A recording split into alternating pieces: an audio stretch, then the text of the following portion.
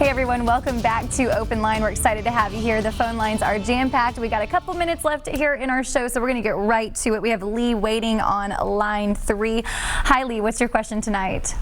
Hi, actually, thank you for taking my call. I just love this show. I actually have 2 questions. My first question, Mr. Kennedy, is I have a regular will. I know I sound young, but I'm older. I have a regular will. That will is 25 years old, where I left things to my son, which he's still living. Do I need to update that will since everything is the same in it? And what is a living will the same as that will?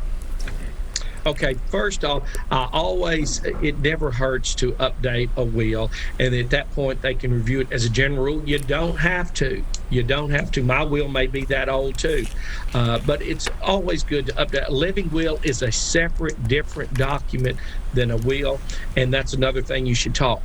And I'm sure you probably don't have a power of attorney. I'm sure you probably don't have a medical power of attorney. So those are some things. Let's revisit. Just, do I need it? Do I not? What do you think? What do you think? And just a few minutes, a skilled lawyer can tell you, you ought to consider this with this property. And as a matter of fact, you do sound really young. So I thought that, but I'll take that. We all want to sound young. Thank you so much for that call, but that's my best advice. Yeah, thanks for calling in. All right, let's get right to it here. Brandy on line 2. What's your question? Hello. Hi there. This is Brandy. Yeah. My question is, if I let someone else adopt my children, are they still my heirs if I should die? Great question. If you let someone adopt your children, they would not be your heirs under a no will situation. That's where you die without a will, intestate. But you could let them be adopted, and you can write the will, and they would inherit anything that you said just as if they'd never been adopted. So when there is a will, there is a way. And creative lawyering, I can't tell you enough. When so many lawyers, we have cases come in the Kennedy Law Firm. Well, these lawyers said we can't do it. These lawyers said we can't do it.